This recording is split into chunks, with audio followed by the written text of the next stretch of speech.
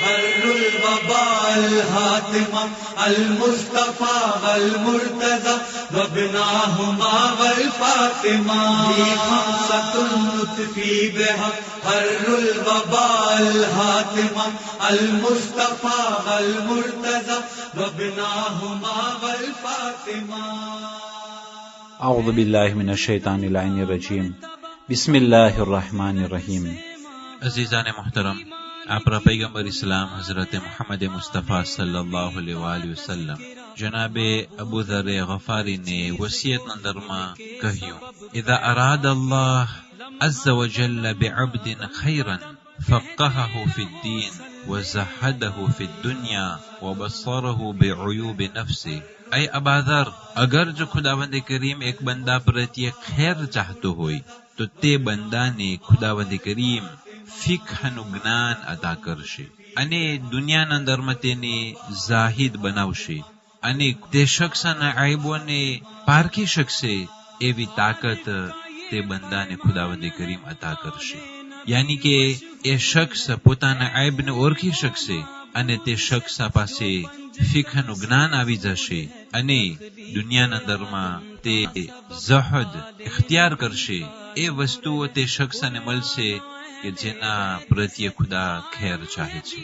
ત્યાર પછી પૈગંબર ઇસ્લામ સલ્લલ્લાહુ અલૈહિ વસલ્લમ ફરમાવ્યું, मा ज़ाहिद अब्दुन फी दुनिया इल्ला अंबत अल्लाह अल हिकमा फी क़ल्बिही व अंतका बिहा लिसानिही, कि अगर जो कोई शख्स दुनियाના અંદરમાં ઝહદ ઇખ્તિયાર કરશે તો ખુદાવંદ કરીમ તે શખ્સના દિલમાંથી हिकमत पैदा करशे અને તે हिकमत તે શખ્સની જબાનમાં જારી થશે। વબસરહુ બિઉયુબી દુનિયા, અને દુનિયાની ऐबोને તેને ખબર પડશે અને દુનિયાના અંદરમાં કઈ બીમારી છે અને તે બીમારીનો ઇલાજ ક્યું છે અને ખુદાવંદ કરીમ તે બંદાને આ દુનિયામાંથી સલામતીની સાથે બહાર કાઢશે, યાની કે તેનું મૃત્યુ થશે। ત્યાર પછી પૈગંબર ઇસ્લામ સલ્લલ્લાહુ અલૈહિ વસલ્લમે કહ્યું, ऐ अबा ज़र, इज़ा रअयत अखाका क़द ज़हिद फ़ी दुनिया, જ્યારે તું તારા એક ભાઈને જો કે જે દુનિયાના અંદરમાં ઝહદ ઇખ્તિયાર કર્યું છે, તે દુનિયાની લાલચમાં આવી નથી ગયો, બલકે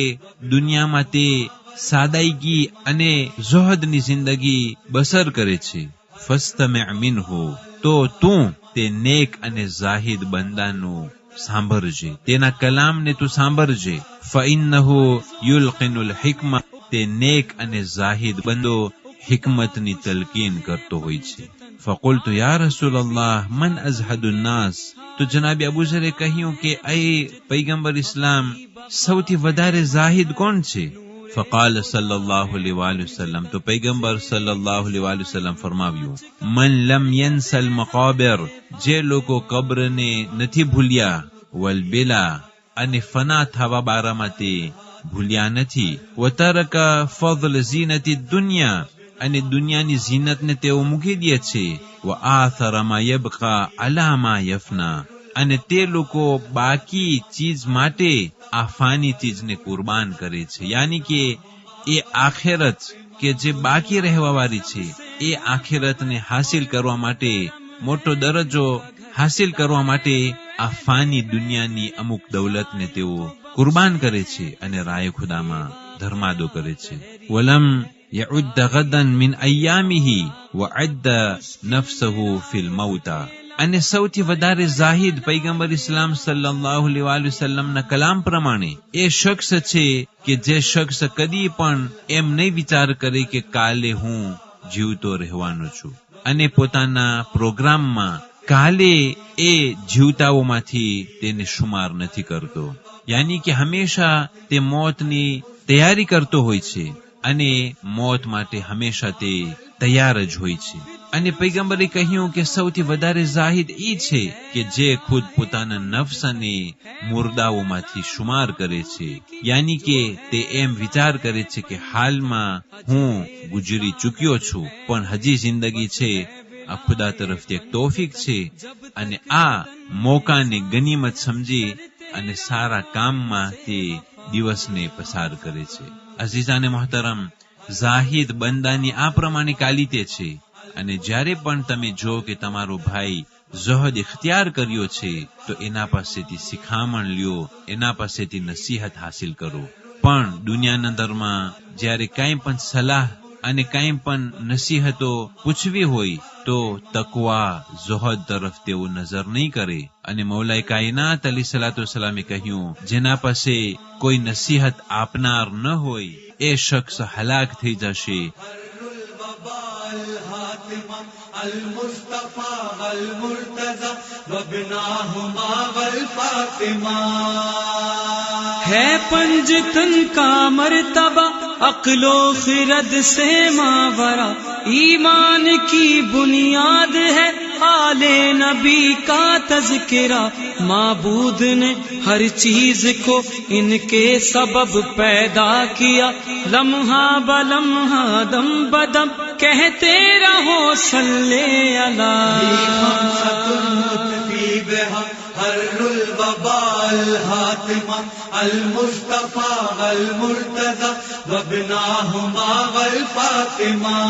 خمسة نطفی بها حر الوباء الحاتمہ المصطفى والمرتضى وابناهما والفاطمہ.